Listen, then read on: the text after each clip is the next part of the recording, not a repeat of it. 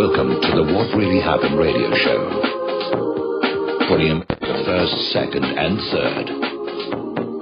Here is your host, Michael Rivero. And aloha, America. Welcome to our show today. It is Monday, November 30th, 2015, last day of the month here, almost into December. We've got lots of stuff to talk about today. The phone lines are open, 877-300-7645, 877-300-7645. Tom is sitting in our control room, ready to answer the phone when you call on in. I'm hoping everybody had a wonderful Thanksgiving holiday.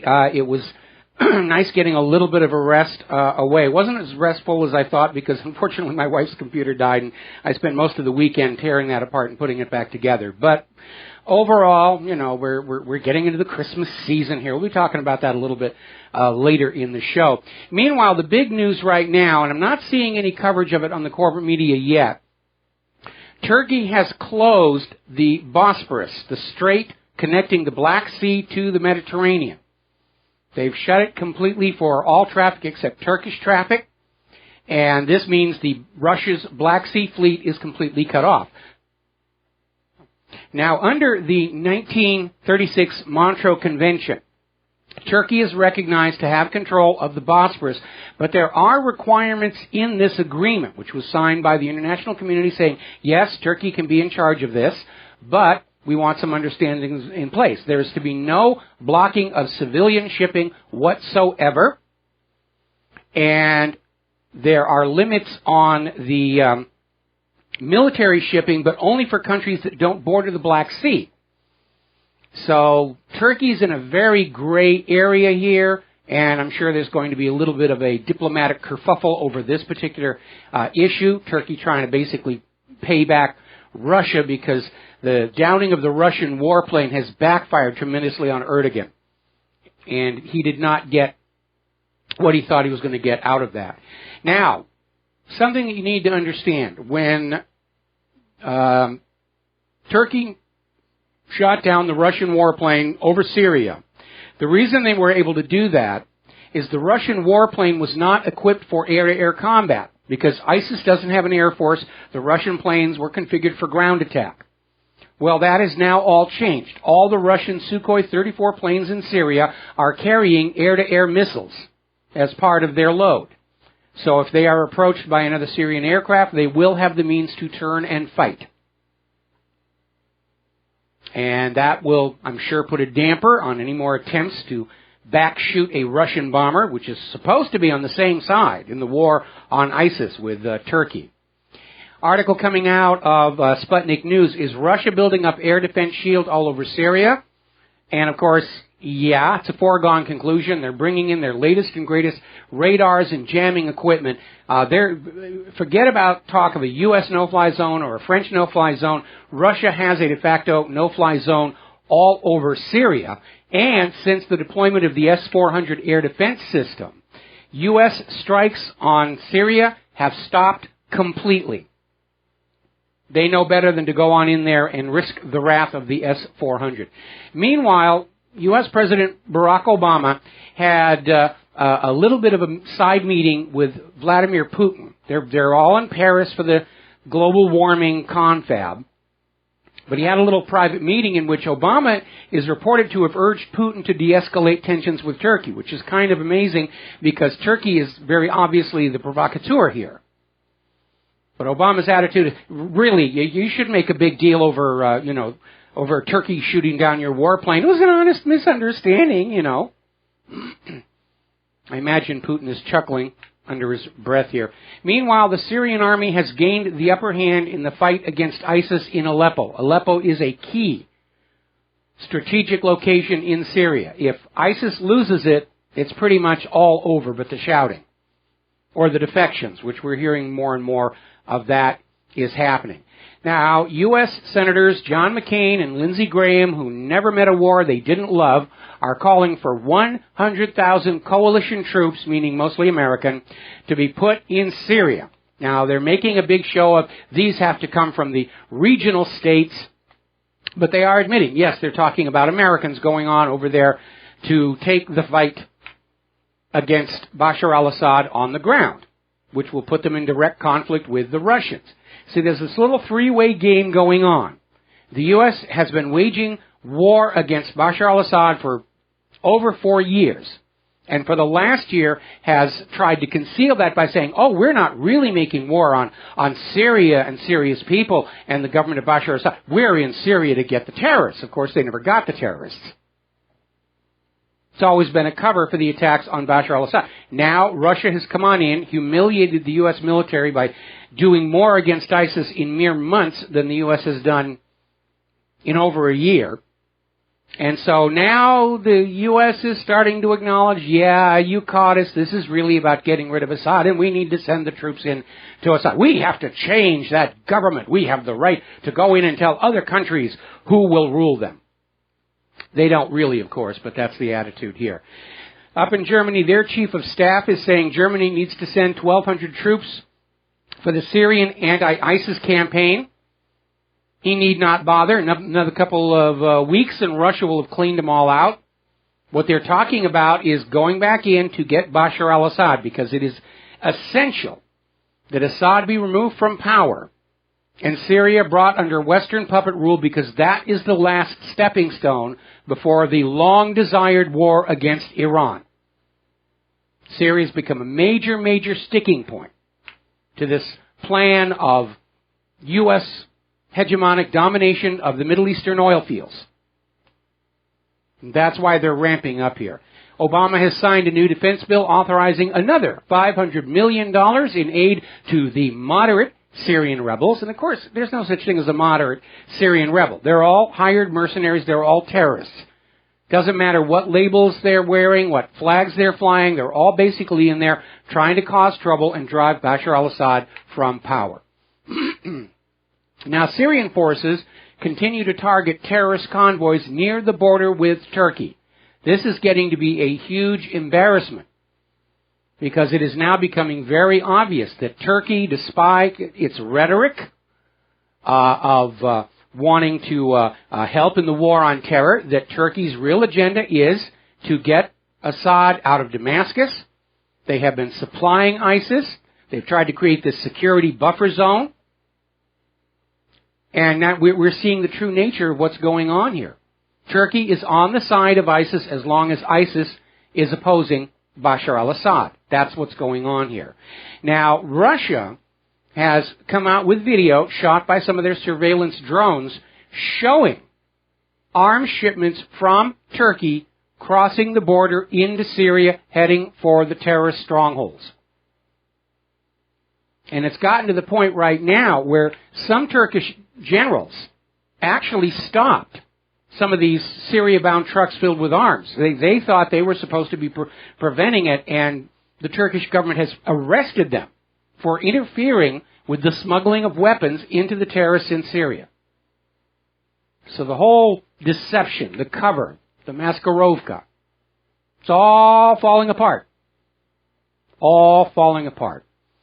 Putin is insisting that Russia does have evidence that the Sukhoi 24, which was shot down to protect ISIS oil deliveries going back into Turkey. Remember a while back where they started announcing that some looted Syrian antiquities were showing up in Western markets, Western locations? And I said, there has to be somebody who is buying these things that is aligned with the West, and it turns out to be Turkey. Turkey is sending weapons in to ISIS, and they're getting oil back and antiquities back. These are both high-priced items. Turkey is getting Syrian oil at half price because ISIS isn't actually paying Syria for the oil they're sucking out of the ground. And huge amounts of money being made by Erdogan's son as a middleman. We'll be right back. And aloha, America. Welcome back to the show here. So to recap what's going on, it has now become very obvious that Turkey is not on the coalition against ISIS. They are part of the coalition against Bashar al-Assad. Turkey is arming and supplying the terrorists in Syria, in return for which they're getting Syrian oil at about half of the world market rate, because obviously Syria is not being paid for the oil being sucked out of its ground. And Turkey is acting as a broker and selling it on to other locations who may or may not know that they're receiving stolen goods. And there's also the antiquities. Now, in Turkey, all these revelations of double dealing, of pretending to be against the terrorists and actually supporting them, are taking its toll on Erdogan politically. I'm seeing an article over here in Journal Neo saying that the Erdogan era is all but over. He is facing a serious challenge for the next election, because the population of Turkey understands what's been going on. Their government lied to them about the war, and there is no higher crime or misdemeanor a ruler can do than lie to his own population to start or continue a war. That's it. That's the top of the list. So, anyway, we're going to go ahead and grab a phone call here. Steve in Ireland, aloha, welcome to the show. What's on your mind? Hi, Mike. How are you? Doing fine. Good. I don't know if I'm going a bit elaborate on my thinking here, but if you recall back, do you remember when the election came in and Cameron had a really strong majority, which nobody expected him to have, and, you know, there was a bit, everyone thought it was a bit odd, you know? And then they had the Labour election, and Corbyn came kind of out of nowhere, very socialist, very left wing, and he got elected. Obviously again with a landslide, but elected as by the grassroots as opposed to the backbenchers or the shadow ministers. So I've been thinking now, because this vote is coming up and they've learned their lessons from the dodgy dossier in the war in Iraq with Tony Blair, that what they've decided to do now is, because so many people in the Labour Party are unhappy with Corbyn, they're going to revolt against him. So that will cancel out the number of people that will vote against it in Cameron's party. And Cameron will be able to say, look how many people from across the hall have voted. You know, we really need to go into Syria. You know, it's almost like it's bipartisan. I just don't know what you think about that. Well, obviously there's a lot of political machinations going on here. Those who want war with Syria and Iran and the rest of it are a very, very tiny minority. But in order to sell it to the population, they have to convince the population that the government is all unanimous in agreement, that this is necessary, that your friends and neighbors all support this and they think it's necessary. And it's a very cleverly crafted illusion, except that in this day and age, people understand that all wars are started with lies, fraud, and deception, without, on the part of the initiating party, the nation that starts the war has to lie and trick their people into it. And everybody has come to understand that now.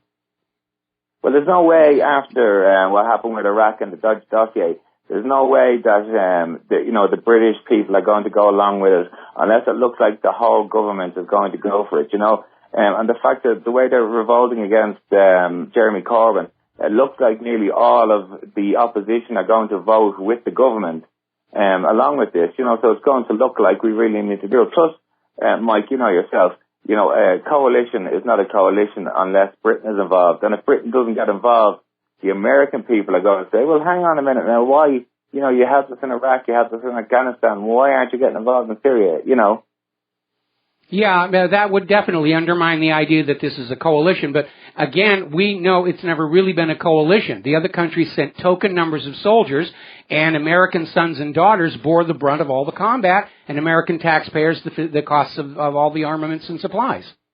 Oh, absolutely, yeah, 100%. I just wanted to see, was I going a bit too far ahead in my thinking there, or I think Corbyn might have been set up. I think he's going to be the shortest-lived Labour leader in the history, because he's going to give them a free vote. He's going to vote this week. Yeah, they may be getting ready to do to Corbyn what they're trying to do to Trump. They want him out because he could actually be elected prime minister, and that would really throw a monkey wrench into the works of the war machine. And so, they're all going to gang up on him to get him out. Because they're all prisoners of their group, think war is good, we can win it, no question, we have to move forward, blah, blah, blah, blah. Yeah, if he gives them a free vote this week and they vote for the war, I reckon he's going to have to resign, because he obviously doesn't have the support of his own party. He is in a corner, there's no question.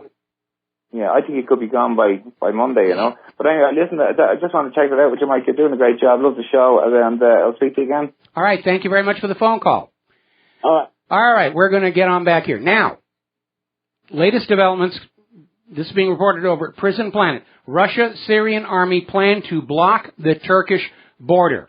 Forget about Turkey's idea of a security or buffer zone, which is actually their way of trying to keep a safe haven for all the terrorists operating in Syria. They go out, commit an act of terror. They go on back to the security buffer zone, and Turkey says, you don't need to come in here. We've got this, we're defending this security buffer zone.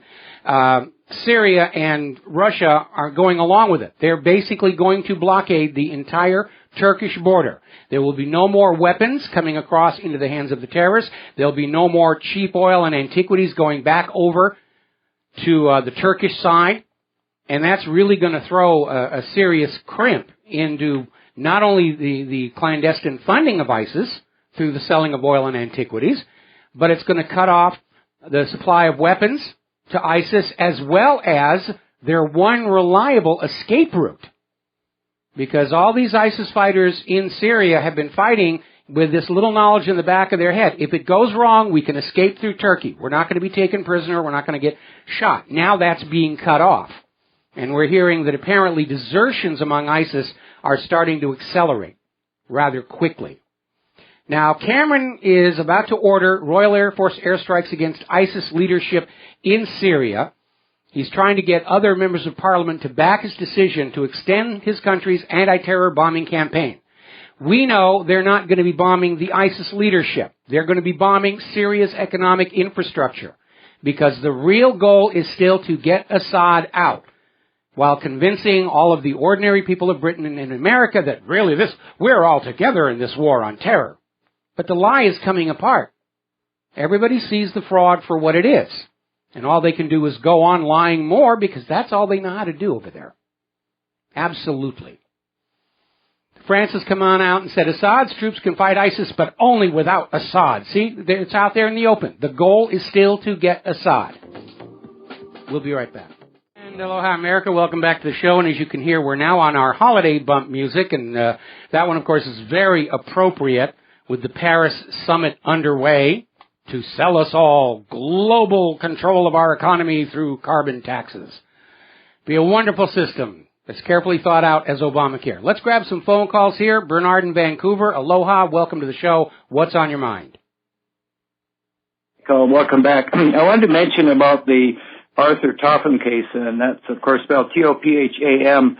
There's a lot more involved here than just criticism of Israel and that, because there's actions against journalists all the time in this country. It's quite a routine thing. Most of them are carried out by the Canadian Human Rights Commission. And it basically, anybody that doesn't like what people are saying about them or makes them feel unhappy or uncomfortable, they can usually get some kind of redress. They're not always taken to court. After the Zundel case in Toronto, when the great lawyer Douglas Christie was alive to defend him, the people that were promoting it thought they got way too much publicity. So like with the Vietnam War, they decided the best press coverage was not at all or tightly controlled. So ever since then, it's basically been blackout on that type of thing. But in that case, Zundel was originally charged with as a publisher was distributing a pamphlet which asked the question, did 6 million really die? Question mark for that. That seemed 5-year sentence was appropriate. It was appealed. But in the case of Arthur Topham, all you have to do is go to radicalpress.com and see some of the things he's posting, some involving serious reports about RCMP misconduct and that. And by the way, most of the trials these days, most of the court days are spent basically trying to stop him from publishing. They call it bail conditions, but they seem to be very intent on stopping Arthur from publishing things. And the fact that the RCMP were the ones that originally arrested him on the highway, when in fact some of his publishings are embarrassing to them, I think raises some questions. But when he had the little newspaper called The Radical, he'd uncover what I call our own little Franklin cover-up. And there was a number of people writing very serious and well-thought articles about a certain ethnic group and an elder that was basically trafficking in them and serving them up to people at very elite clubs in Vancouver. So when there was a lawsuit, but when the paper stopped publishing, that seemed to be all forgotten. And I'd kind of forgotten about it too until this court case came out. But I think the main thing is to keep Arthur Topham from publishing anything, either in print or on the internet.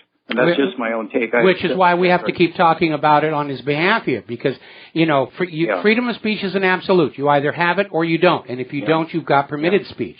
And we need to take a very good look at what's going on here. If you run around telling people that you saw the Bigfoot, they'll chuckle at you. You don't get thrown in jail.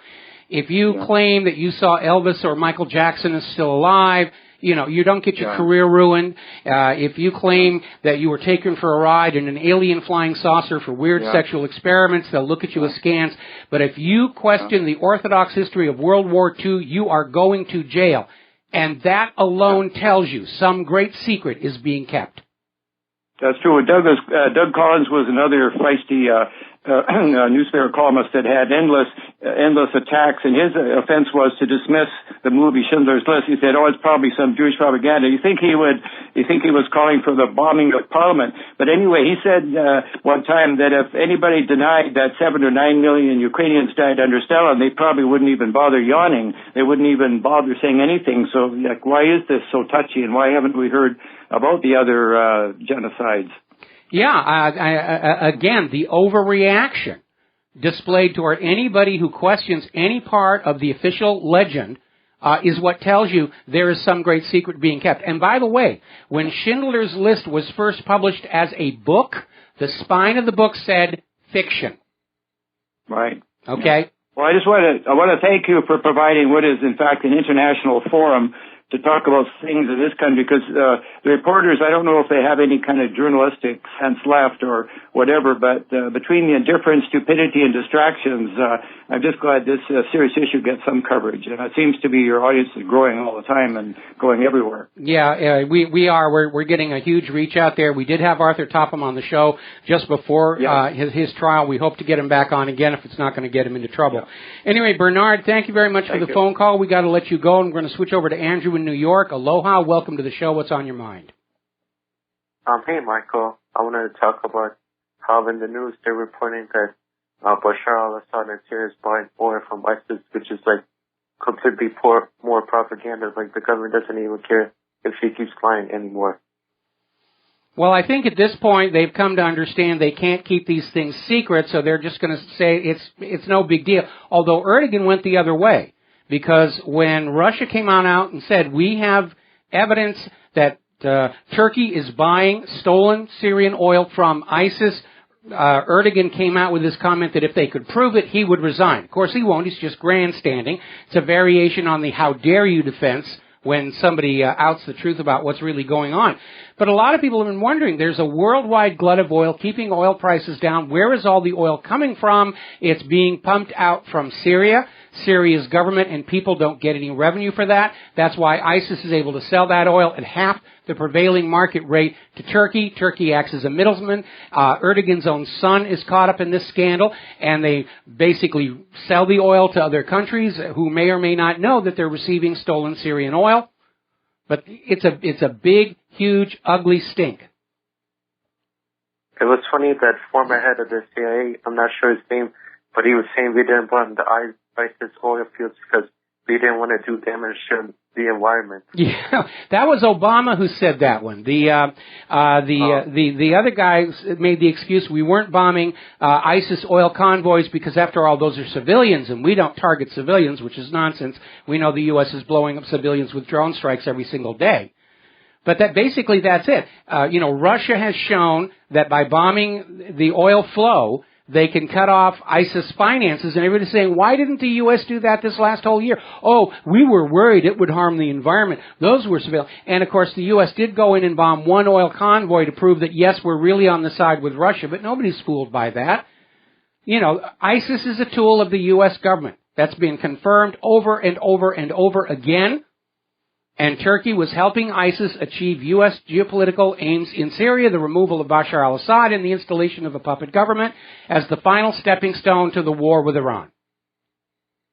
One last note. I wanted to make, since the climate summit compared this year, I was talking to somebody about how climate change or global warming is basically a scam that says, he was saying this global warming is real, it's happening.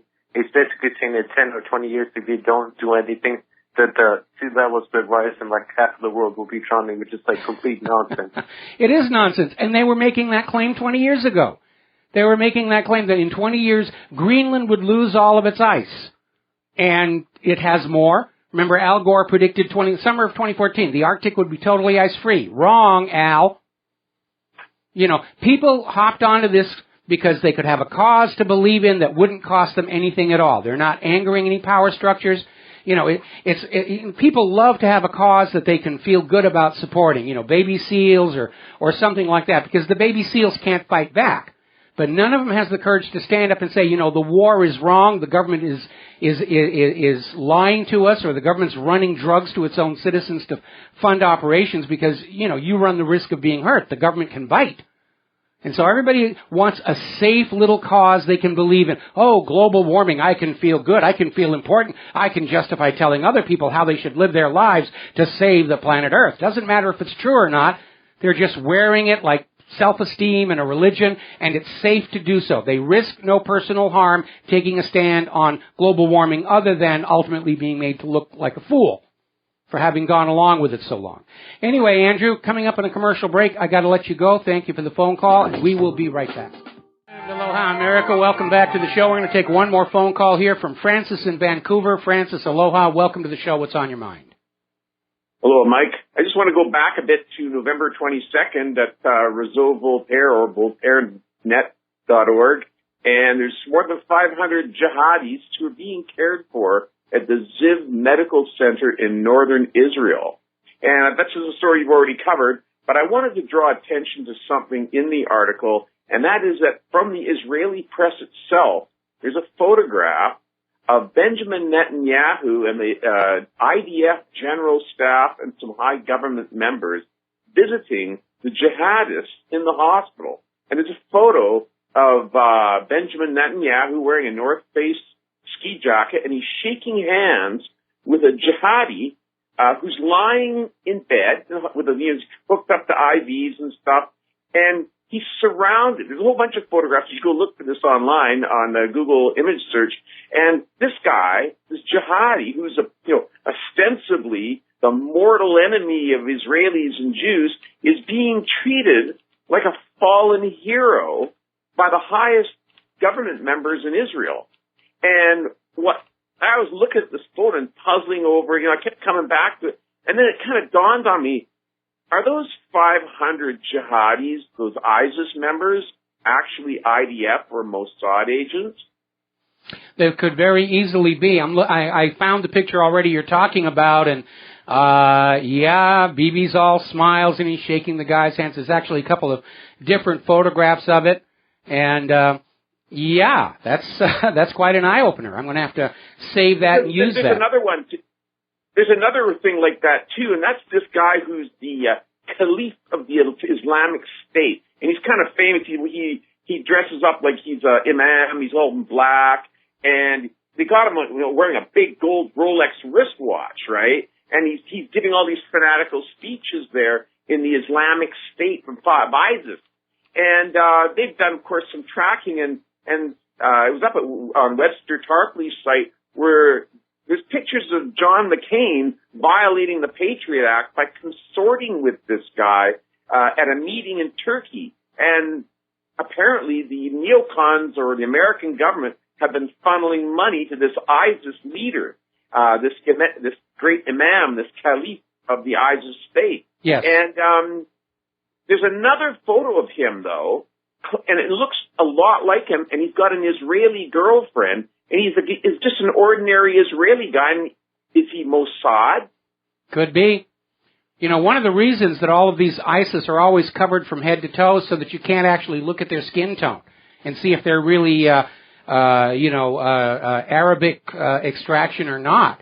And there was a huge embarrassment some years ago where Israel was putting out these photos of Palestinian terrorists training to go against Israel, and in the photo, you can see one of them is wearing a Star of David.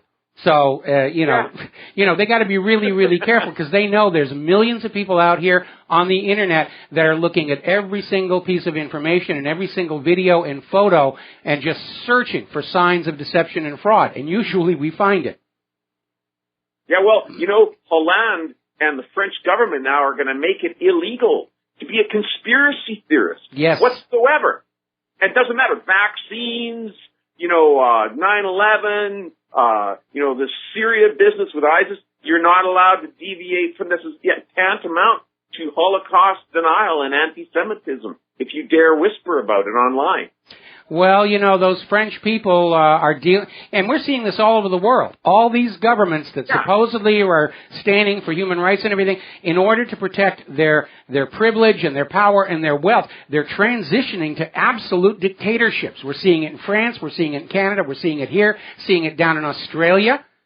They're literally slamming the gate shut and saying, forget all that nonsense about a republic and a democracy here. We are a tyranny, and the sooner you get used to it, the happier we'll all be. Meaning the leaders will be happy, not us. But we're seeing, again, that, if somebody claims they saw the Loch Ness Monster, they get laughed at, maybe. That's the worst that's going to happen. But when you have the force of government coming on down, to criminalize any deviation from the official story, it makes the official story suspect. Right. Okay? Well, I hope that you're still able to do this in a couple of years from now. Have a good day, Mike. All right, thanks an awful lot. I hope I'll have the ability to do this a couple of years from now. I keep hoping there won't be a necessity. But I was thinking that 20 years ago when I first accidentally stumbled on this path in my life. Now then, story coming out of Russia Insider. Actually, Russia is winning in Syria. And you can look at the progress on a map and see that that's true. But ever since Russia came into Syria at the invitation of the Syrian government, something the United States and France and Britain and the rest of those countries do not have, is permission of the Syrian government to be there. The propaganda was, Russia's going to bollocks it up as bad as the U.S. government did, and yes, we haven't been effective against ISIS, and neither will Russia. Russia's been very effective. And the reason is very, very simple. The United States wasn't actually going after ISIS. That was the cover story for prolonging the war against Bashar al-Assad. And that's the reason for the difference. All righty, let's see. NATO terror convoy halted at Syrian border. Putin, Russia has evidence the Sukhoi 24 was shot down to protect ISIS oil deliveries. We had another one of that. Russia has more proof of ISIS oil routed through Turkey. And this is where Erdogan stood up and said, if you actually prove it to be true, I will resign. And of course, he won't. He's grandstanding. This is a variation on the how dare you accuse me and my son of profiting from Syrian oil. And yet the evidence is definitely piling up. Erdogan is simply going to say, that's not proof, that's not proof, that's not proof. Now another article coming on out from David Stockman, ContraCorner.com, the ISIS oil pipeline through Ceyhan. And basically pointing out that for the first 14 months of the Pentagon's supposed war against ISIS oil pipeline was never bombed. Now, over in a Dutch newspaper, they've got an article on how the son of Turkish President Erdogan is the largest funder of ISIS because he is the middleman in all of this clandestine oil trade, making huge amounts of money, just funneling the oil through and sending it on to other parties. ISIS is managing to sell oil to Turkey on the black market at less than 50% of global prices on an industrial scale. This is coming from Iraq. They know what's going on. And of course, ISIS can sell oil to Turkey for half the global price. ISIS doesn't have to pay Syria's government for the oil it's taking out of the ground. They're just stealing it. Sucking it out as fast as they can, sending it over to Turkey. Turkey's sending it on to whoever else is buying it. Now, reference to that earlier phone call. Former CIA Deputy Director gives a stunning reason why Obama has not attacked ISIS oil infrastructure.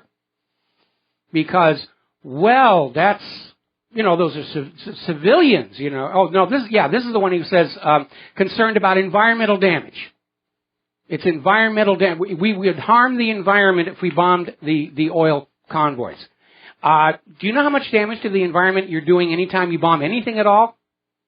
I mean, look at the radioactive disaster they turned Iraq into with the depleted uranium munitions. They weren't concerned about the environment there. And the other excuse is, oh, those are civilians driving those trucks. We don't kill civilians. Yeah, you do. One journalist is dead, 3 more arrested for exposing the fact that Turkey was arming Syrian extremists. This was a Turkish media outlet. The Turkish daily news outlet. These guys won awards for telling the truth. They reported on the fact that Turkey was arming ISIS and Al-Qaeda in Syria, and they got arrested. One of them's been killed. Now, over in Istanbul, major riots protesting against the killing of the Kurdish lawyer, Tahir Elsi. They're throwing Molotov cocktails and fireworks at the police, who were coming back with water cannon and tear gas. Things are coming apart for Erdogan over there. All right?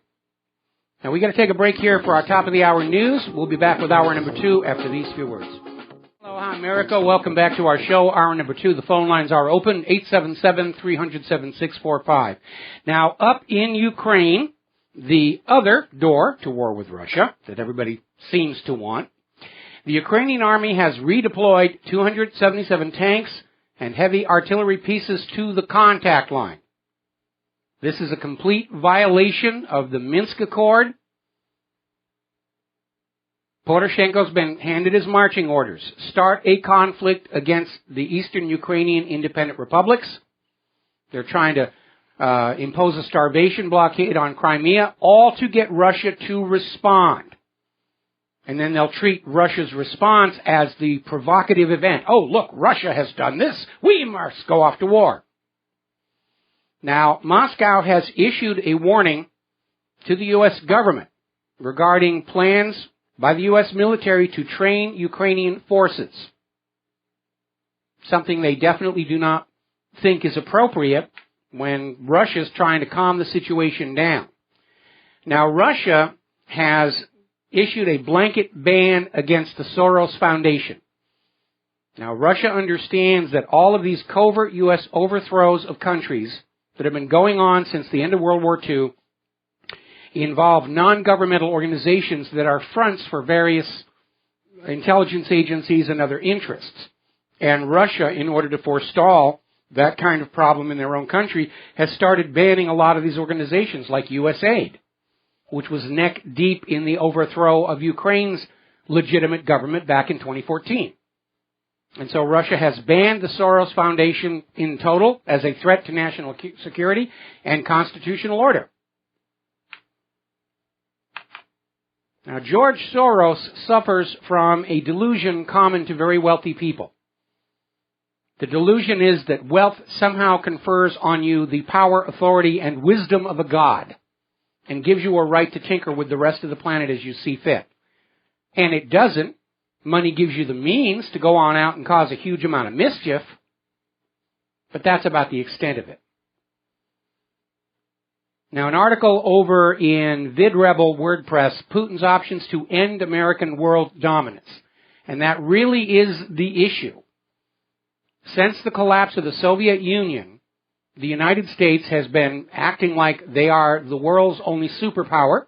That was actually part of the policy papers being put out by the Project for the New American Century, whose agenda could be described simply as, we're the only remaining superpower on Earth, let's act like it, and just conquer the world and make them do what we want them to do. But the plan is coming apart. And of course, we're always hearing from the warmongers here in the U.S., we can't allow Russia to threaten our interests in wherever it is we're going next week. But Russia doesn't have to do anything. The U.S. is doing it to itself. In 14 years, the United States has destroyed 7 countries, killed millions of people, somewhere over 20 million. We're getting into World War numbers here. And displaced millions more people. They're overrunning Europe. They're flooding into the United States. Putin doesn't need to do a thing except sit back and watch the idiotic U.S. government destroy itself. Through one bad policy call after another, after another, after another. And all of it goes back to a very simple fact that we've commented on many times. The people who come up with these policies stop thinking at the point where they've achieved their immediate objective, and they don't think past that. I mean, if you think about it, these are people who aren't used to thinking past the next 2, 4, 6, or 8 years, when there'll be a change of administration and it's not their problem anymore. There's no long-range thinking of these policies all the way through to the end, at least inside the Beltway. A lot of people outside the Beltway have been warning all the way back to the first invasion of Iraq. This is a policy that is going to get us in trouble. But Washington, D.C. is in the grip of groupthink. They all are in agreement, and anybody who's not in agreement isn't allowed to play in the party anymore. Now, in Ukraine, they're facing a serious problem this winter. Russia has cut off the gas. Donetsk is refusing to export any more coal to them. And Yatsenyuk is saying Ukraine does not have enough coal to get their population through this winter, and it's going to be a hard one. So they're in a real corner. All right, we're going to grab ourselves a phone call here. James in Ohio, aloha, welcome to the show. What's on your mind? Hi, I was wondering, did you see Hillary campaigning in Chicago when somebody asked her about the threats against the comedy club? Mm-hmm. No, I didn't see it. What did she say? In order to keep things light, I guess she had, before the appearance, she had composed a poem. Mm-hmm. And I wrote it down. It's to the tune of a popular song. And I don't sing, but anyway, it said, she said, "Don't laugh at me, I'll shut you down. There's a free speech zone in a dungeon underground. Getting in my way ain't exactly wisdom. If you don't believe me, ask my husband's victims. Don't laugh at me." And the media gave her a standing ovation, and there were real tears, so. Hillary actually said that? I mean, that... No, not really. Oh, okay. I was going to say, I mean, yeah. She's a little addled ever since she had her fall and whack on the skull, but, she's not that great. I mean, it's a fun poem, and it would make a great graphic coming out of Hillary's mouth, but I can't imagine she would actually admit to any of that. But she has really opened up a real can of worms going after the Laugh Factory. I mean, this is clearly an attack on the First Amendment. And if you're a public figure, you understand people are going to say things about you don't like, and you're supposed to just grin and bear it. And for Hillary to go on and of course, I know how the Clintons really are. That's how I got started on this path in life. My career in Hollywood got destroyed by these people. So, I mean, I know this is how they are, but she would never openly acknowledge it. I think it was Oscar Wilde, perhaps, who said, "We live in an age where satire is impossible." Yeah, we're getting there. We're absolutely getting there. That's all I got for you. All right, well, thank you very much, and we're going to let you go. Now then, here's an interesting little story. Up in Ireland, 2 members of their parliament got arrested trying to inspect U.S. military aircraft at Shannon Airport. And the reason they wanted to inspect the aircraft is that Ireland is not part of NATO and is technically neutral in this conflict with Syria and Turkey and Russia. And under Irish law, it is illegal for the United States to transship weapons and military supplies through Shannon Airport. These 2 members of the parliament wanted to get evidence of what was going on. They have been arrested and will probably spend Christmas in jail, which tells us exactly what those aircraft were carrying. Because if it wasn't weapons, they would have said, sure, come on, take a look. Now, the U.S. Embassy in Baghdad has been forced to issue a statement denying that the U.S. Congress is getting ready to pass a bill that will divide Iraq into 3 separate states. This has, needless to say, caused a great deal of concern for the people of Iraq because they like their country just the way it is, and they don't really see that it's up to the U.S. Congress to decide to redraw their map. And enough people are upset about it where the Baghdad embassy has been forced to issue a denial. And of course, once they issue a denial, that's a confirmation. Now, down in Israel, as you know, the Israelis have gone on a rampage killing Palestinians, executing them in cold blood. There's video on that. They are refusing to return the bodies to the families for burial. Either just throwing a tantrum, showing their displeasure, or there's something about the bodies that betrays or undermines the official Israeli story of what happened.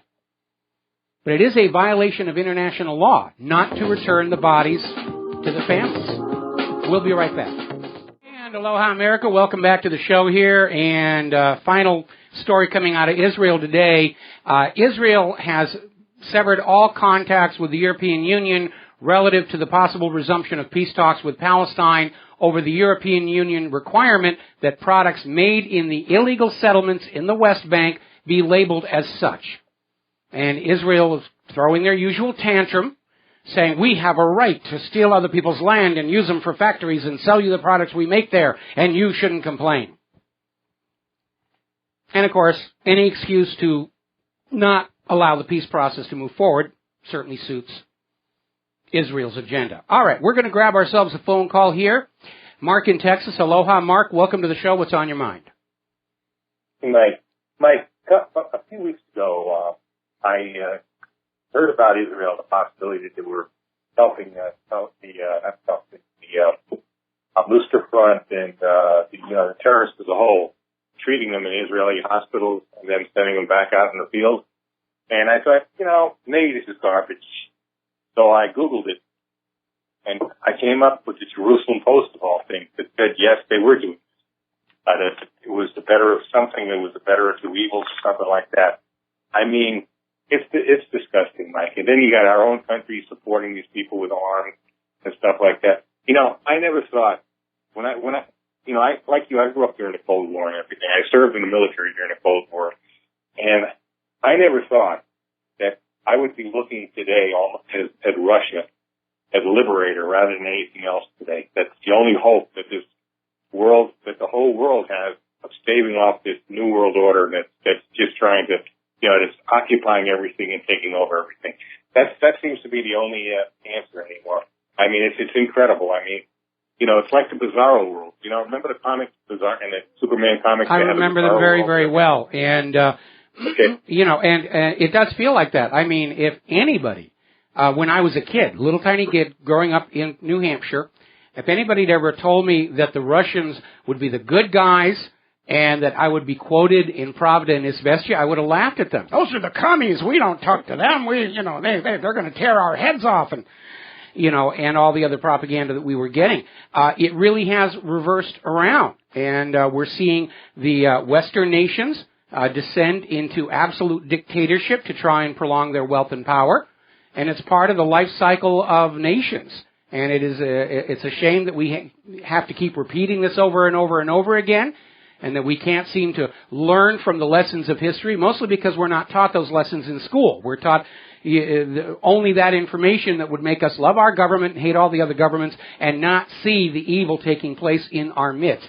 And that's exactly what happened. By the way, I found an old Wall Street Journal article about Israel supporting the terrorists in Syria that had the photos of Bibi Netanyahu congratulating, these supposed mortal enemies of the Jews, the jihadis, and he's talking them up. I put it up at WhatReallyHappened.com. And by way of deception and so forth, everything we're being told about the current war is a lie. Because it's all about money, it's all about control of the oil, it's all about U.S. global hegemony. And the U.S. government understands that the Americans are not going to spend their money or the lives of their children in wars of conquest. And so they're having to come up with these illusions about the global war on terror, and Islam is bad, and Muslim jihadis are bad, and ISIS and Al-Qaeda are the new Emmanuel Goldstein. And we've come to find out that just as was the case in Orwell's novel, 1984, the government creates the enemies that they use to scare us into obedience. Do you think it's possible that the Israeli Mossad might be using Israeli agents? Now, I'm thinking possibly, you said that, why they wear black all the time, but they could also be using Sephardic Jews who look just like the Arabs. That's a possibility. Well, that's a possibility. Israel actually has a special military unit that trains to do nothing but infiltrate Arab neighborhoods and be able to fit right in. They've learned, all about the Quran and everything.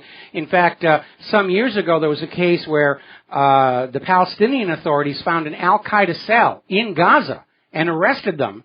And then Israel kind of tapped them on the shoulder and said, look, those are really our guys. Can you let them go? So, look at the size of Israel. Half the size of New Jersey. Yes, they've got nuclear weapons, but how they project power to other countries is through deception. That's what the Mossad says. By way of deception, thou shalt conquer. And that's the way they play the game. And we know that Israel's the master of the false flag attack. The King David Hotel was blown up by Zionists wearing Arab clothing. The Lavon affair down in Egypt, Israeli agents were blowing up assets and planting evidence to frame the Egyptian Muslims. The attack on the USS Liberty, up until the point where the USS Liberty got out their own radio message to say Israel's attacking us, Israel was telling the U.S. government, Egypt is trying to sink your ship. Go get him, go get him, go get him. Well, the odd thing is, it's not really funny, but the odd thing is that the Israelis use a lot of the same tactics that were invented by the Nazis in World War II, including the Blitzkrieg, the use, like you said, of deception, false flag.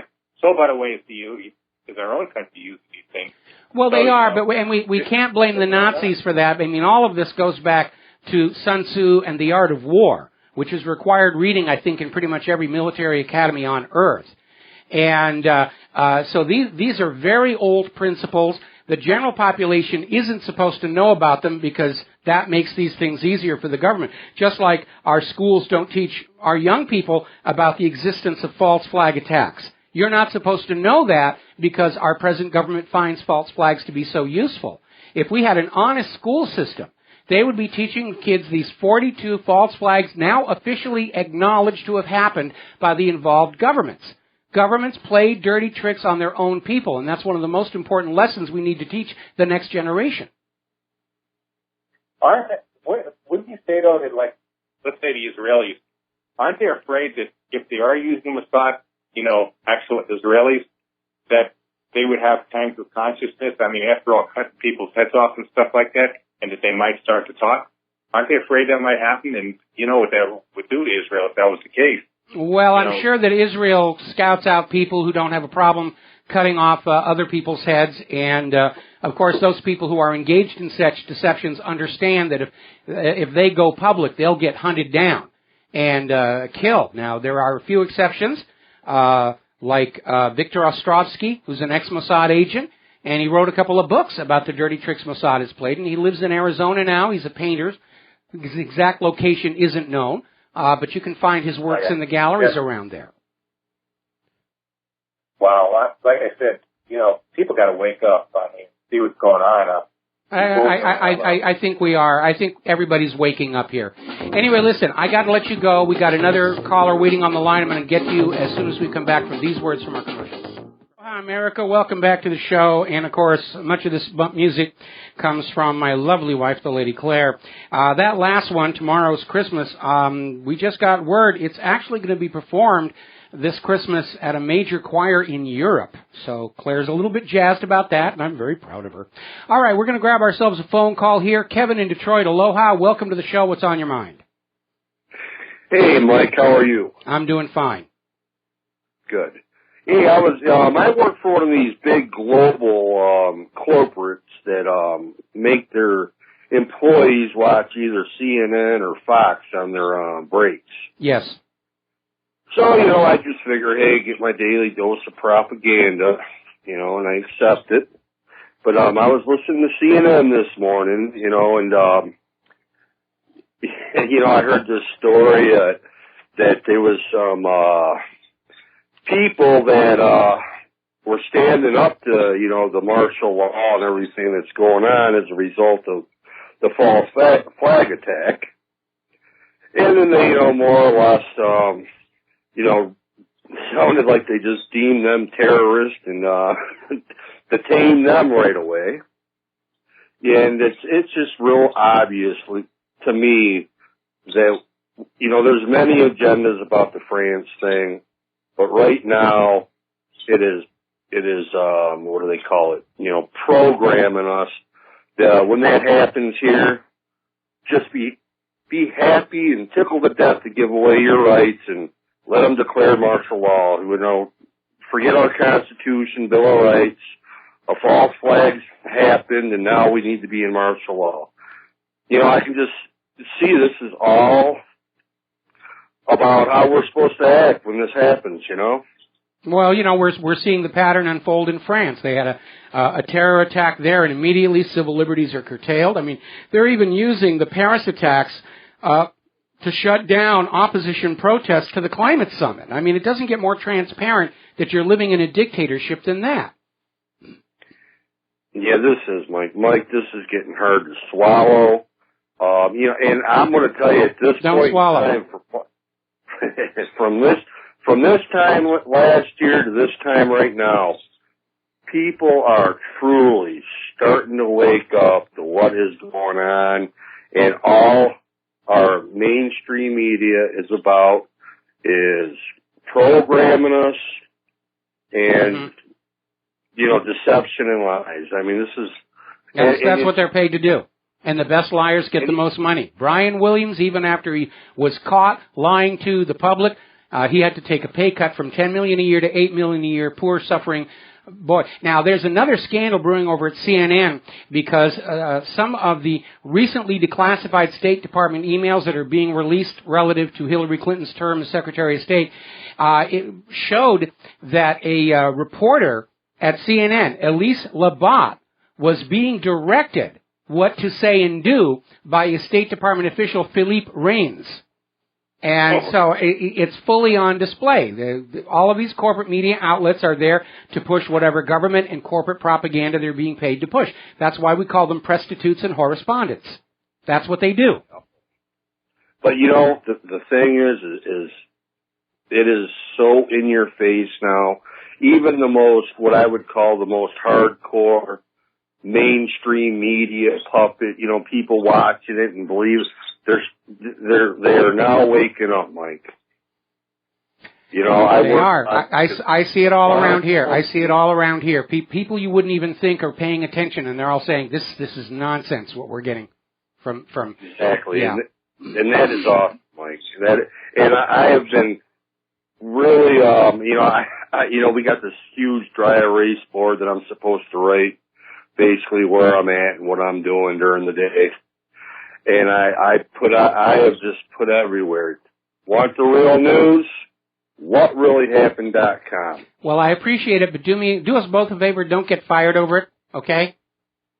Well, that's what scares me, you know, is I work for a company that I know is part of the whole Illuminati group. Well, you know, it doesn't matter if they are or they are not. I mean, you know, keep your activism at home on your own time. Even that may not safeguard you. We're seeing people losing their jobs over what they say and write in their own private time.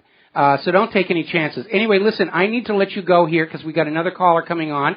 And this is an anonymous caller calling from somewhere in the Midwest. What's on your mind? Well, I heard there's this leader in a certain country whose son is in the oil business, and he just bought a nice new big oil tanker, and he's having a hard time getting it full now. Well, that wasn't supposed to happen. I mean, I think he spent something like $35 million for this giant super tanker, and it's been doing a land office business up until recently when all of a sudden the flow of oil out of Syria seems to be drying up. Isn't that amazing?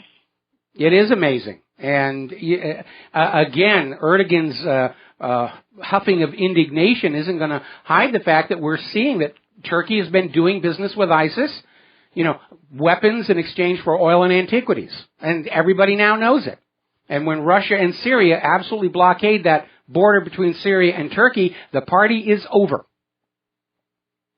Well, I hear that they got submarines following Russian ships now, and they're telling them they can't,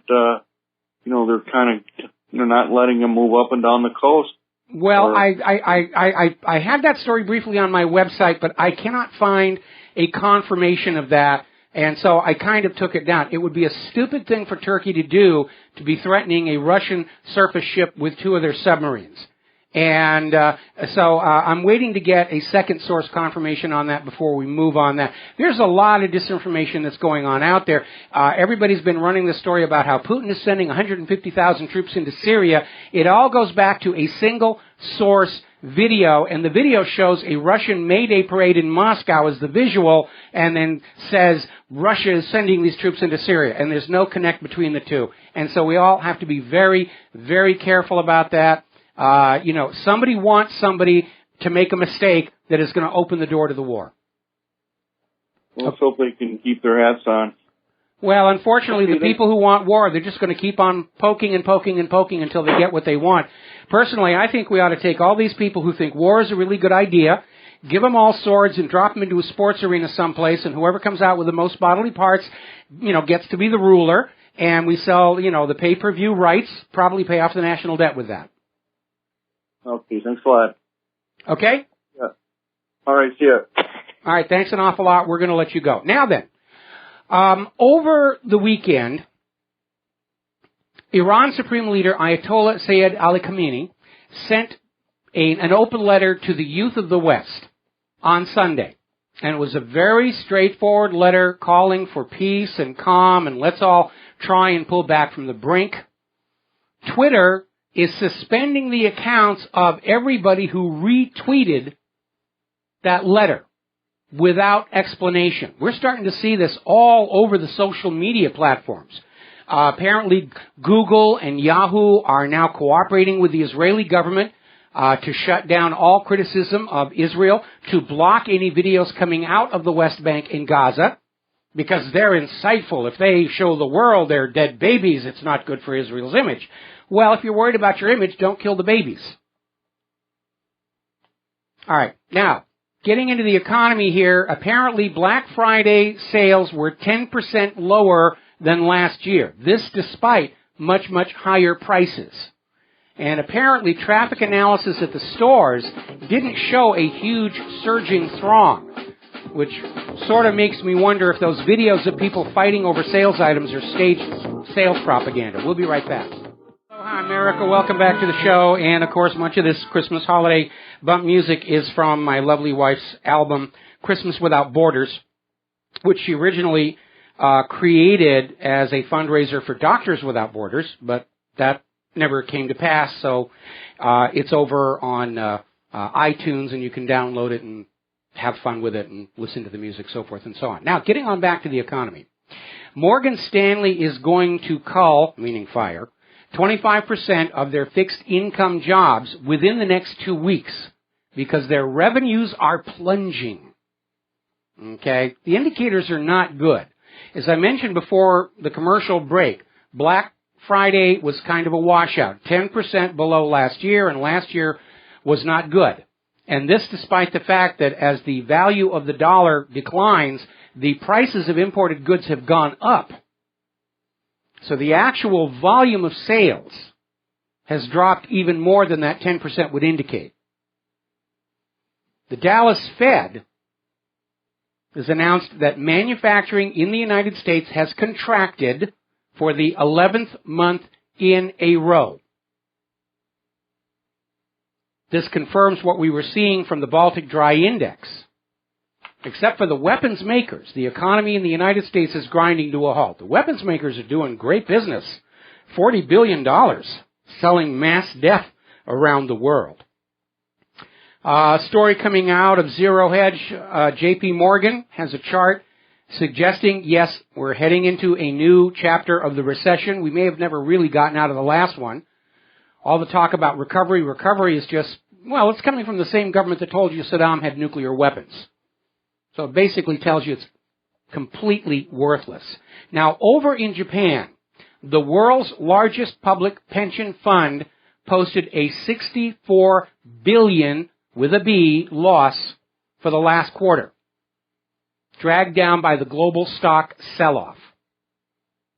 These things always have consequences. Meanwhile, over in the European Union, to express their displeasure with Vladimir Putin, they're going to start working on extending the EU sanctions on Russia. Now, most of the people of Europe have had it with the sanctions. It has cost them money and business. When these sanctions first started, there were 6,000 companies in Germany alone doing business with Russia, and they were forced to stop. They suffered serious economic harm. The EU has suffered economic harm from these sanctions. And the people who are behind this rush to war with Russia don't care.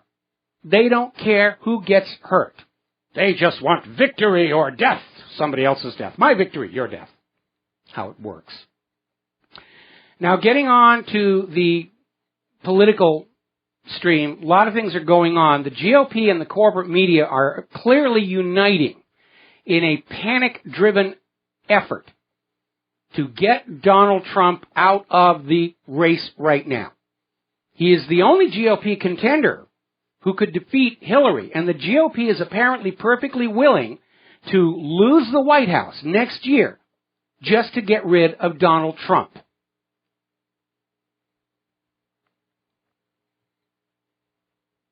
So, now, as that caller mentioned, there is a real big stink going on over the fact that Hillary Clinton's Gestapo has gone on the warpath against comedians who were making fun of her at the Laugh Factory in Los Angeles.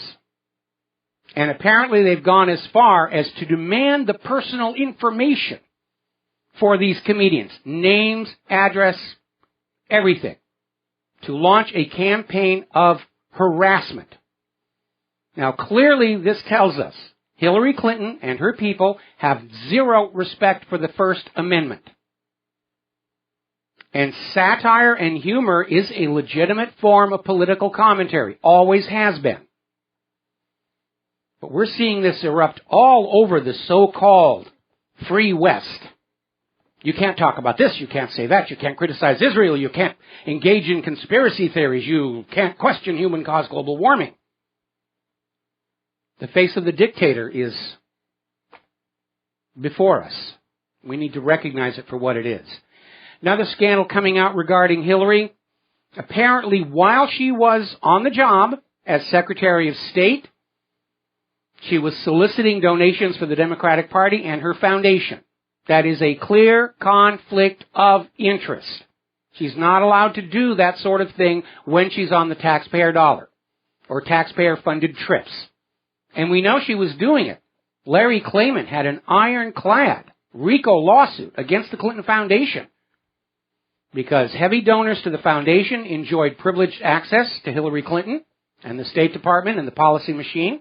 And the only reason that lawsuit didn't go anywhere is it was assigned to a judge who was appointed by President Bill Clinton. He refused to recuse himself over what is clearly a conflict of interest and simply threw the case out of court. Now, as you know, there was a tragic shooting at a Planned Parenthood clinic over in Colorado, and everybody is trying to make hay on it. They're out there trying to use it to build public sympathy for Planned Parenthood. Oh, they're the victims, you know. These people who were killed after they were born, so they're real human beings, you know, as opposed to those others who were killed before they were born, and you shouldn't care about them. And, of course, the gun grabbers immediately leapt onto this thing. So those are the two agendas from this shooting, which probably is just as staged and faked as all the others. A little bit of blood, and we get some political hay out of it. Make Planned Parenthood appear the victim. Justify grabbing the guns. Neither one of them is getting any traction. Nobody I've talked to has, you know, we feel sorry for the people who were killed, but that sorrow does not translate over to Planned Parenthood itself. And every time they start talking about banning guns, gun sales go through the roof. Now, as you know, over in Baltimore, they're beginning the trial of these 6 police officers who were accused in the death of Freddie Gray by shackling him and throwing him in the back of a transport van and then driving the van around wildly in order to slam him back and forth against the wall, which apparently is a common practice cops get their jollies from. So we're going to be looking at that, and I'm going to make a prediction right now. These 6 cops are going to walk, and I'm going to put out a plea right now for everybody in Baltimore to keep your cool. Because right now, Obama would love nothing better than nationwide race riots to justify a declaration of national emergency, martial law, and shredding what remains of our Constitution and our Bill of Rights. Now, do you remember not too long ago, there was this story about this gentleman, Robert Hinton, 28, had filed a lawsuit over abuse he suffered at Rikers, and he was awarded $450,000 because the judge said this guy was never out of his handcuffs, he was never out of control, they simply had him restrained and they abused him, and the judge said, yeah, and Rikers is known for being out of control, abuse by the guards against the prisoners. Well, tomorrow was the day that he was supposed to get his $450,000 settlement. Unfortunately, he's been killed. Mysteriously. No suspects. But apparently the city, or rather Rikers, is now off the hook for that $500,000. Oh boy, aren't we lucky. Somehow this guy died just before we were supposed to sign the check to him here. Now, over at Orangeburg, there was a reported hate crime where it was claimed several individuals displaying a Confederate flag were smashing the victim's windows at the house. And it was part of this ban the Confederate flag, seal the whites are against the black. The sheriff has investigated and basically concluded the victim made it all up themselves. It's another hate crime hoax. Trying to stir up trouble, trying to stir up race hatred, race tensions, because Obama needs that. He's looking for any excuse to suspend what's left of the Constitution and the Bill of Rights. Don't give it to him. Now, down in Argentina, Argentina's president has blocked the extradition of Kurt Frederick Sonnenfeld to the United States. Sonnenfeld is claiming he was framed for murder because he'd been a videographer at Ground Zero on 9/11 and claims his videos proved the U.S. government was complicit in that false flag. And he's been claiming all along that he was framed for a murder he did not commit. The U.S. government's been trying to get him back. The Argentine president is saying, let's take a closer look at this. We'll be back after the news and top of the hour commercials. And aloha, America. Welcome back to our show, hour number 3. And the phone lines are open, 877-300-7645. And as you heard on the news break, the yuan is now a world reserve currency. The dollar-centric global trade and banking system is in decline. And that's why the United States is in such a panic to get a major world war going. Because over the last 30 years, with that guaranteed flow of wealth coming in from everybody having to use the dollar for global trade and banking, the U.S. financial center and government allowed American manufacturing to decline both in quality and quantity. And nobody wants our agriculture because of the GMO disaster. The U.S. economy is dependent on the rest of the world using the U.S. dollar, borrowing those dollars at interest, or bringing us manufactured goods and agricultural produce in exchange for those pieces of ink and paper. If the world, let me rephrase that, when the world stops using the dollar for global trade and banking, it's all over. There's nothing else left to support the U.S. economy. That's the reality. Now then, let's talk about the immigration crisis. There is a growing problem both in Europe and in the United States. The refugees are being allowed in, and then they are promptly vanishing. Nobody knows where they are, what they're doing. They could just be hiding out so they can't be rounded up and sent back if their refugee status is rescinded. Some of them probably are agent provocateurs working for some government somewhere, getting ready to set a false flag attack to keep up things going.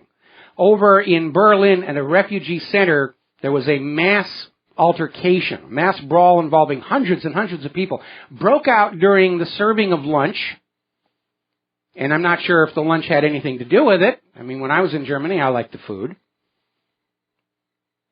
These are very stressful situations, and we're hearing all these horror stories coming out of Germany about the refugees are just throwing their trash over the balcony of the housing units where they're being put up.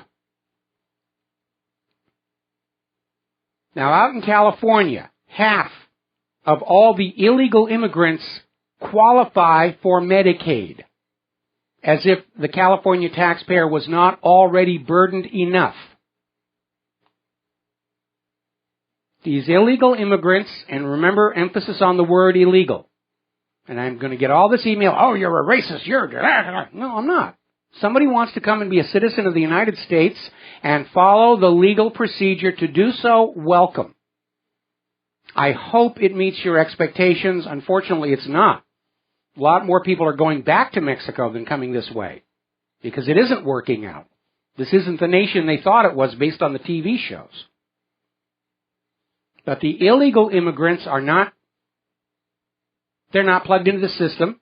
They're not working. They are merely becoming a strain on an already stressed economy and infrastructure. California is in the middle of a major drought. Part of it's because 2 of the state's aquifers have become contaminated with fracking waste and it's not safe to drink anymore. A lot of the infrastructure, the water transport, the aqueduct are cracked and leaking water where it isn't needed. Water mains under Los Angeles are losing millions of gallons of water every single day because they haven't been kept up. And all those illegal immigrants and refugees are also using the water supply. Somebody didn't think this all the way through. They just said, oh, we're going to blend the population of the world together and they'll all hug each other and sing Kumbaya and we'll have our global government. Not really working out. We were talking earlier about how France is banning conspiracy theories online. Everybody's trying to ban criticism of Israel. Twitter is canceling the accounts of anybody who retweeted that letter from Iran's supreme leader. Now, back in 2014, this stuff's been going on for a while, there was a law passed in Sweden to criminalize any internet speech critical of the immigration policy. And apparently one of Sweden's biggest newspapers, Expressen, used criminal hackers to break in to discuss and get the email addresses and identities of commenters in order to subject them to harassment. All of these countries that are supposed to be the bastions of democracy and human rights, look at how they're behaving. Now, as you know, there's been another questionable shooting by the police up in Chicago. And apparently they've got something to cover up because there was a Burger King restaurant right where the shooting took place. And the manager of the Burger King is saying the Chicago police came in, looked at the recorded video on their security camera system, which showed the shooting, and they promptly deleted it. Which they don't actually have the authority to do. All right, so let's talk about human-caused global warming. As you know, the COP21 summit is starting today in Paris. And they're out there screaming, we've got to control carbon, we've got to have carbon taxes, and it's, first and foremost, it's a grab for money by all of these desperately broke, hopelessly in debt nations to take more money away from you. And it's a very short-sighted policy because all of us in the United States, all across Europe, we're basically out of money. The Black Friday numbers show it. If we're being told to pay more in carbon taxes, there's going to be something else we don't buy. If we're forced to buy Obamacare insurance policies, we're going to go without something else. Getting a newer car. Maybe even medical care or something. So the actual volume of economic activity is now at a constant. And so we'll see these various factions and groups trying to politic more of the money to come their way, but total revenues, total tax revenues are fixed and constant. And that's what they're not seeing.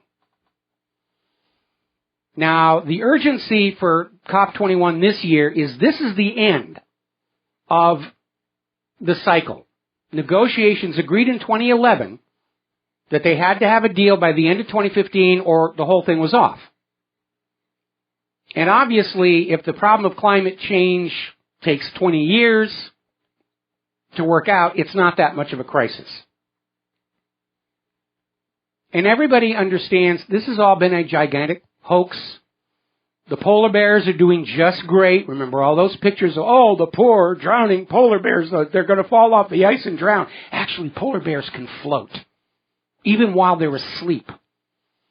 Their fur is actually hollow, which makes it a better insulator. And because it's hollow, it floats. They can sleep and still float, and they won't drown. And they have been shown to swim 60 miles or more. Antarctica is growing in ice. Even NASA is admitting this. The Maldives aren't sinking. And obviously we're into another harsh winter. CO2 is not a toxin. The more CO2 is in the atmosphere, the more plants are growing. The Earth is greening up. Deserts are losing area as the surrounding vegetation starts to make its way back in. There hasn't really been an increase in extreme weather events, and people are just burned out on it. 97% of Americans don't think global warming is an issue anymore. Now, that hasn't stopped France from engaging in yet more tyranny and dictatorship. They're using the emergency laws that were passed after the Paris false flag attack to put climate activists under house arrest. More about this when we come back. Aloha, America. Welcome back to the show here. So we have the Paris false flag attacks, and the official story is these were all people with European Union passports. They weren't Syrian. They weren't refugees. They weren't even using encryption. And so the net result has been more war on Syria, calls for banning encryption, and a great deal of confusion over the wisdom of allowing refugees unfettered access to our borders. Now, France passed a whole bunch of new emergency laws to combat Islamic terror, and they haven't caught an Islamic terrorist yet, but they're using these new emergency laws to place climate activists under house arrest for planning to protest the climate summit. Now, demonstrations in support of the global carbon tax agenda are allowed, encouraged, and given media coverage, trying to create the illusion that everyone believes in human-caused global warming and everyone recognizes the need for taxing carbon. And those who would say otherwise are being ordered to stay in their home at risk of prison. And that is dictatorship. Now, apparently there has been at least one protest against the global warming hoax, and the French police showed up and used tear gas and arrested 100 people. So the people of France are getting a real hard lesson in the direction their government is going. At this point, they almost had more freedoms under the Vichy government.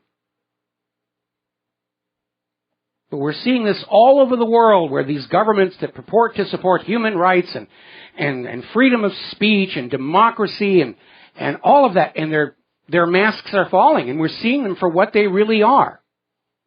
They're absolutely in a panic that they can no longer lie to their people with impunity, and if they can't lie with impunity, they can't get what they want from the people. More money, more labor, more obedience, more children to use in wars.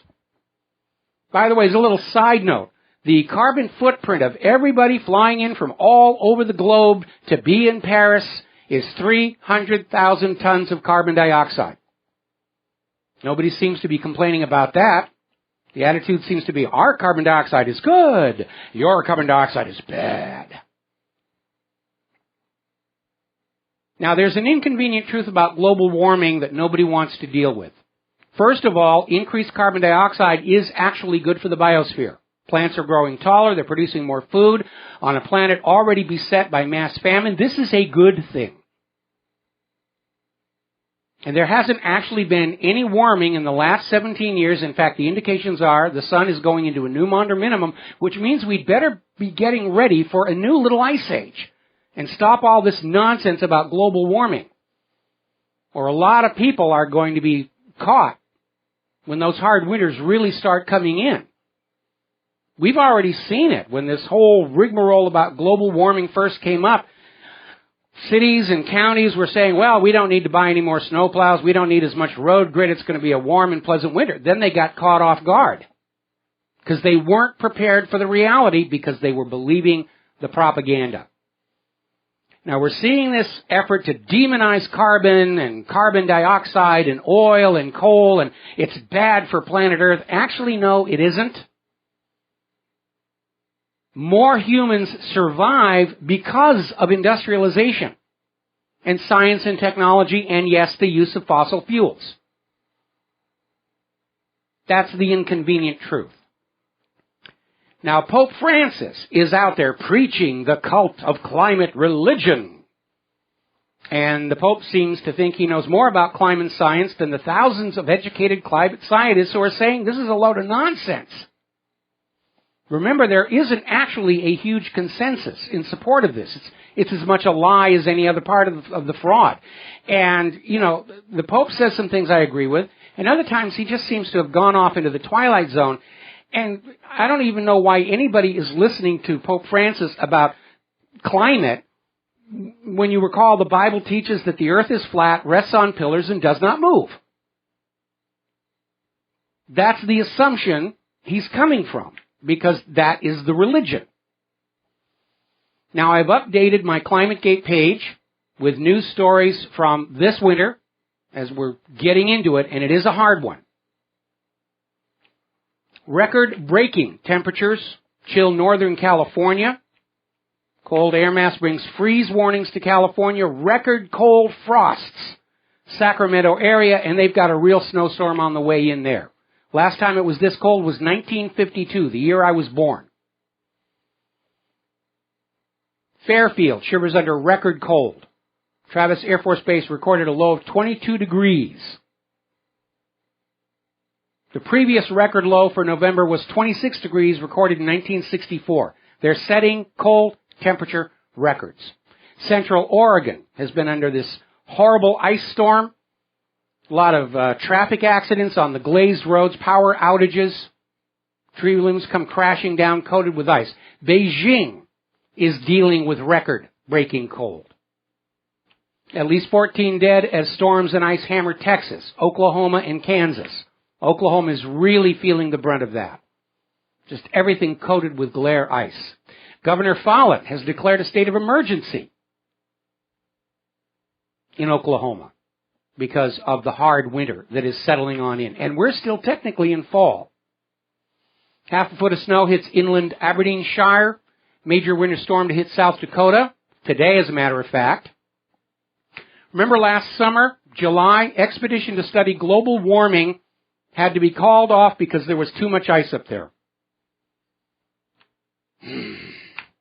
Now, over at Fukushima, as you know, they're still trying to go through the motions that they can somehow solve this problem.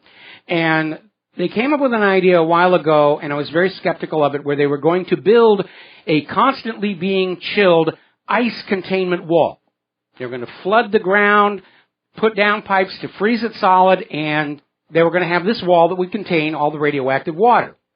Well, apparently it is already starting to lean, and the reason for that should be obvious. There is uncontrolled, spontaneous nuclear fission taking place down beneath the power station, and it's simply melting the ice quicker than they can refreeze it. And so the structure is beginning to tip. It's going to fail. It looked good. It sounded good. It's not going to work. And as I mentioned before, all these people screaming about the environment, and we've got to be... They never talk about depleted uranium munitions used by the United States of America in places like Iraq. That stuff is going to be there for billions of years. That's the length of the half-life of depleted uranium. And it's triggered an epidemic of severe birth defects, not only in the people of Iraq, but among our returning Iraq veterans. We'll be right back. Aloha, America. Welcome back to the show here. Now, in the world of computers, since I got to spend much of the last 5 days dealing with that whole issue, very alarming story over at securityaffairs.co. We understand that computer hackers are running rampant across the globe. The NSA can't seem to find them or stop them. If Kaspersky Labs is correct, some of the worst hackers are the NSA. And this being the Christmas shoplifting season, you probably want to think about leaving your radio chip-equipped credit cards at home. Now, there's a new angle. Apparently, ransomware is being designed that will target medical devices, like pacemakers, all of which are controllable from outside. And they'll send a message to your cell phone, send so much Bitcoin to this email address, or you get a heart attack. And what's really interesting, there's a new TV show on called Elementary, and it's an updated version of the Sherlock Holmes story. John Watson is now Joan Watson. Keep the feminists happy. And it is an interesting show because it's actually covering some issues that are really of concern. And the episode they had, just the last one, was about somebody hacking into a pacemaker to fake a heart attack and get away with murder that way. Previous show they did dealt with the reality that a lot of oncologists have been diagnosing perfectly healthy people with cancer in order to make money selling them treatments. Something that we know is now epidemic across our medical industrial complex. So it might be worth tuning into that program, because a lot of their scripts are being written with an eye to what's really going on in the world today. And I don't say that about a lot of TV shows. I'm not a big fan of current offerings from TV, but Elementary, yeah, that's one that I'm starting to keep recording on the DVR and watching. Now, speaking of hacking, getting on back to the Volkswagen scandal, it's now been confirmed the Volkswagen executives knew all about the fuel economy and emissions cheating software a year ago. A year before they were made public. They knew they were cheating. This wasn't an accident. And I think it's time that the laws regarding corporate executives be a little bit changed to make it easier to go after corporate executives who knowingly commit criminal acts, like defrauding the U.S. government, the American people. Unfortunately, our Department of Justice seems headed in the other direction, trying to make it more difficult to prosecute corporate executives who are behaving badly. Because after all, they're making money, and as long as they're making money, that's all that really counts in the United States of America. Now, out in California, this one really bothers me. As you know, California just passed a law mandating a whole bunch of vaccines for children in order to attend the public schools. Okay? Now, California's Health and Human Services Agency Secretary Diane Dooley has just set aside a California law intended to protect children from mercury in vaccines. The rationale for this is because of California's mandated vaccine campaign, they're running out of the newer vaccines. They don't have enough. And so, hey, to cover the shortfall, we're going to go back to using older stockpiled vaccines with thimerosal preservative in there, because we've got this CDC report that says there is no link between vaccines and autism, even though that report has now been discredited by one of its own authors. Do you see how bizarre this is? They're going to go back to injecting mercury into little kids over this snarl of conflicting laws. They don't care what happens to your kid. If your kid gets sick, more money for the medical establishment. You get cancer, we make more money off of you. We have literally reached a stage in the deterioration of our civilization where deliberately making people sick to make more money off of them is accepted practice. Or simply telling them they're sick when they're not to make more money is accepted practice. And it's arguably not confined to the present day. I remember reading about a story from the 1800s, just after the Civil War, where this town arrested the 6 doctors who were practicing in that town because it had found these 6 doctors had worked together to spread an epidemic of illness in order to make more money. So it goes back a long way. Now, there's another complication. If you are taking statins, it will block the flu vaccine from working. So here we have a California law saying you will vaccinate the children. Now they want to vaccinate the adults with vaccines that are full of mercury, and if you're taking statins, they're not going to work anyway. It's completely out of control. Now, the American Medical Association, seeing which way the wind is kind of blowing, is now saying maybe it's time for a ban on prescription medication advertising. And part of the reason is because the soaring costs of all these prescription medications are driving Americans to seek alternative treatment. And so by shutting down the ads, and by the way, the United States is one of only 3 industrialized nations that allow prescription medication advertising in the media, they're hoping that people will go back to their regular doctors and be prescribed something that keeps them more or less in the embrace of the medical industrial complex. And at the same time, of course, they're out there trying to condemn or limit any alternative medical treatments whatsoever. I got a very nice gift from the guy who advertises the Lugol's solution on our website. And it's a reprint of a 1958 book on herbal medicines. And I was delighted because when I was a kid, I actually had the original first edition, hardcover. And I had donated it to a museum in the town I grew up in and regretted it ever since because there was a lot of good things in there. And it's in reprint, and I got it. And I'm just absolutely delighted with it. Another article here confirming what we're saying before. This is from PreventDisease.com. More doctors confessing to intentionally diagnosing healthy people with cancer to make money. They're acknowledging it. It's all about selling product. It's not about your health. If all Americans were perfectly healthy, the entire medical industrial complex would collapse. They need you to be sick. And the question is, what lengths are they willing to go to make sure you're sick? And certainly when we see some of the stuff that's in these mandated vaccines, it's stuff that's known to have deteriorating effects on health. And they're pumping it into your arms under force of law. And if you get sick, hey, the money is going to flow. Because they're not going to cure what's wrong with you. Cures are bad business. Treatments, ongoing permanent treatment of the symptoms, that's the path to fame and fortune. Anyway, story out of Waking Times. Government continues to criminalize collecting of rainwater on your own property. They do not want you self-sufficient. They need you dependent on the corporate governmental infrastructure because dependency is slavery and control. When I was a kid, the idea that you couldn't collect rain on your own property, that was laughable. Everybody had rain barrels. We'll be right back. Hello, hi, America. Welcome back to the show. And speaking of scams, and they are running rampant all over the place, I just had one come in.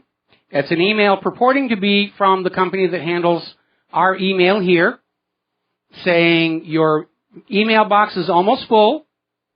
You know, click on the link to upgrade your mailbox. And, of course, the giveaway is it's addressed to recipients. And the link goes to someplace else entirely to try and get mailbox passwords with which to commit mischief. These people are operating with impunity. Nothing happens to them unless they go after a government or a large corporation's IT structure. And even then retail. Retail's wide open. We're hearing, again, somebody got compromised, all the information. You need to basically get off the grid. Stop putting your credit card information and personal information in other people's databases. That's the only way you're ever going to be safe.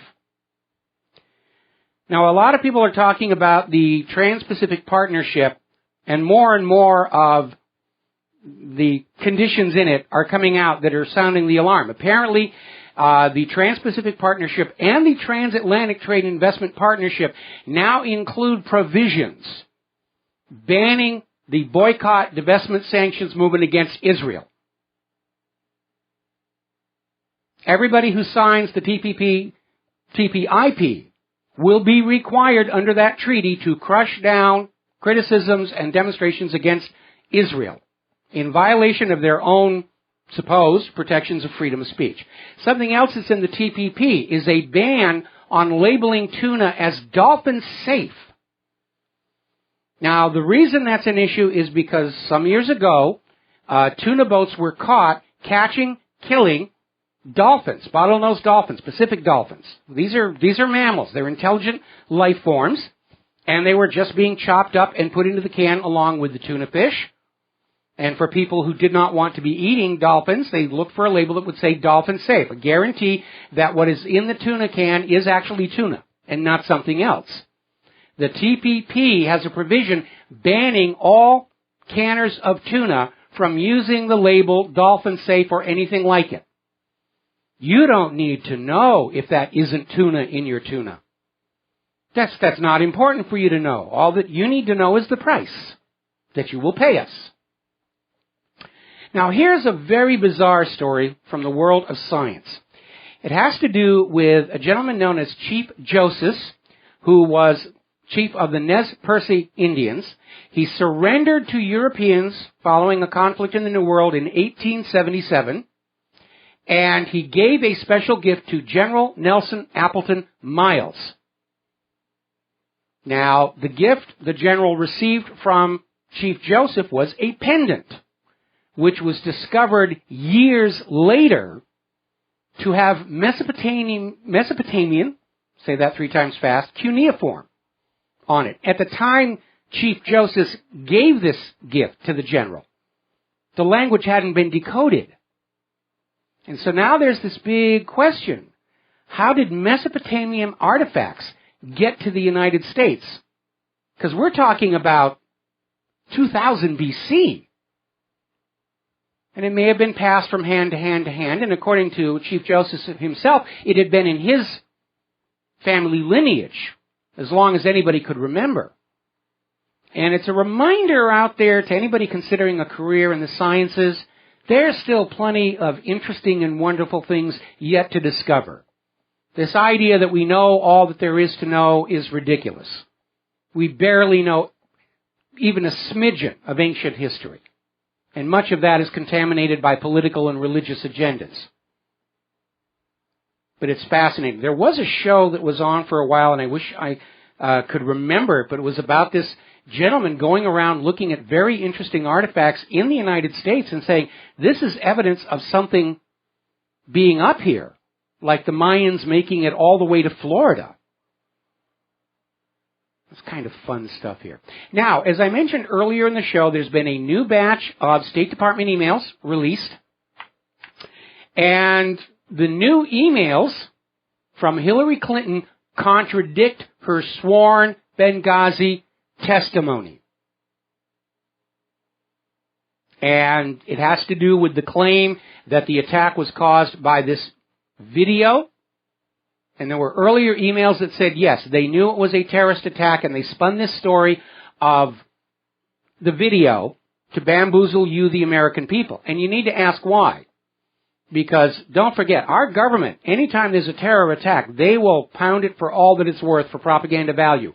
Why in this case was something they knew to be a terror attack to be hidden? And the reason would be they don't want you asking why the terrorists hit the Benghazi consulate. Because that would unravel the fact that the Benghazi consulate was part of the pipeline by which the United States government was smuggling weapons and supplies to ISIS and Al-Qaeda in Syria at the same time you were being told ISIS and Al-Qaeda were our declared enemies in the war on terror.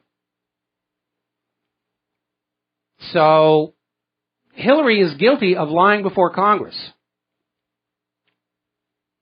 And it's having an effect.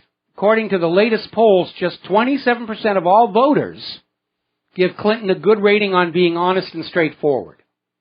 Frankly, I'm surprised the number is that high. These have to be people who are just not paying any attention. Finally, I want to talk a little bit about Glenn Greenwald. As you know, we had a little bit of a kerfuffle last week when Glenn Greenwald was responding to Donald Trump's comments about seeing Muslims celebrate 9/11. And he was called on that because it was Israelis who were seen cheering and clapping as the World Trade Towers came down. They caused such a spectacle. Police were called and they were arrested. And then they were very quickly sent back to Israel. And Glenn Greenwald came out denouncing that story as propaganda to blame Israel for 9/11 and denounced anybody carrying that story as an anti-Semite, even though the arrests are clearly documented.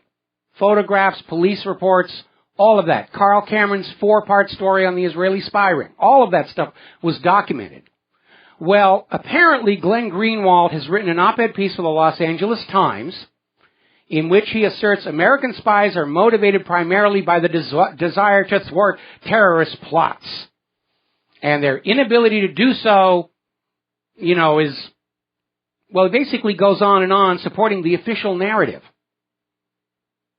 And so now we're beginning to understand that Glenn Greenwald is as much a propagandist as anyone else in the corporate media. And because of this, I'm starting to suspect that the whole Edward Snowden story is a gigantic propaganda hoax to scare us all into silence by selling the myth that the NSA is watching everything that we do, even though it's technically impossible. I'm sure they're spying on certain select individuals, like Angela Merkel, probably me, but they can't watch everybody. And you know something? Nazi Germany did the same thing to the people of Germany. They intentionally promoted the image of the Gestapo as seeing and hearing everything, virtually being mind readers. You couldn't hide anything from them at all. And it was a bluff to keep the German people silent as Hitler ran their country off the edge of a cliff. And because of Greenwald's recent revelations supporting the official narrative, smearing people as anti-Semite who report on the arrest of the Israelis, I'm starting to think the whole Edward Snowden hoax is a repeat of that same Nazi trick. And the good news is, of course, it's not working on the American people the way it did on the German people.